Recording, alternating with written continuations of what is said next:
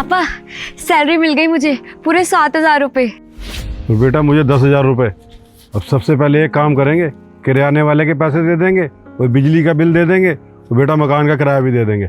अच्छा हुआ ना पापा, सही टाइम पे सैलरी मिल गई, अब सारे काम हो जाएंगे। आप लोगों को सैलरी मिल गई? जी साहब, मिल गई सैलरी। अच्छा, आप मुझे बताओगे कि आपको कितनी कितनी सैलरी मिली है? साहब मुझे 7,000 मिली और पापा को 10,000। इतना कम? आप लोगों की सैलरी इतनी ही है? हाँ साहब जी, हमारी सैलरी इतनी है। मेरी 10 है, इसकी 7 है। अच्छा, कहीं ऐसा तो नहीं है कि आप लोगों ने छुट्टी की हो और उसके पैसे कट गए हो? साहब जी, हमने कोई छुट्टी नहीं की, हम रोज काम पे आते हैं। आप दोनों एक काम करना, अभी थोड़ी देर बाद मैं अपने कैबिन में बुलाऊंगा, तो आ जाना। अरे क्या हुआ साहब जी, हमसे कोई गलती होगी साहब? नहीं नहीं, कोई गलती नहीं हुई है, बस मुझे कुछ पता लगाना है। जब तक मैं ना बोलूँ घर मत जाना। ठीक है साहब जी।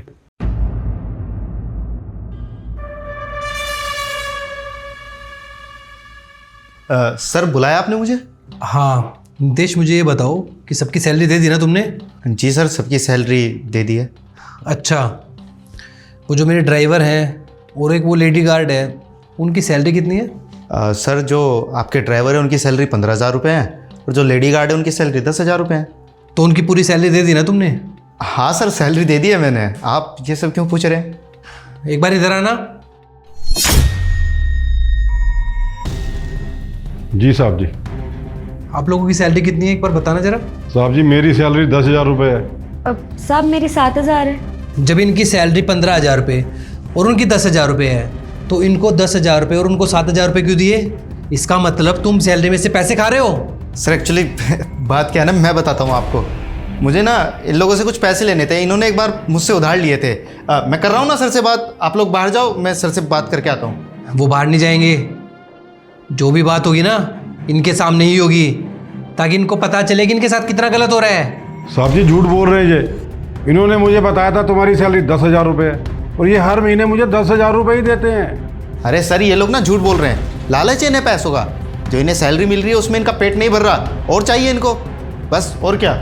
अच्छा, ये लोग झूठ बोल रहे हैं। एक बार इनकी सैलरी की ट्रांजैक्शन दिखाना मुझे। सर वो एक्चुअली ट्रांजैक्शन का तो नहीं है कुछ भी, वो कैश पेमेंट की थी ना, इसलिए। कैश में दी है? जब सबकी सैलरी ऑनलाइन पे होती है तो इनको कैश में क्यों?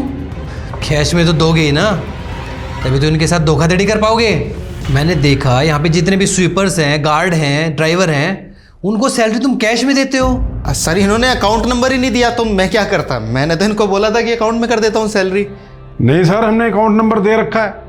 ये कहते हैं अकाउंट में दिक्कत हो जाती है, इसलिए कैश में ले लिया करो। सर मैं अरे बस करो, 80,000 रुपये सैलरी है तुम्हारी, इन लोगों से 8-10 गुना ज्यादा।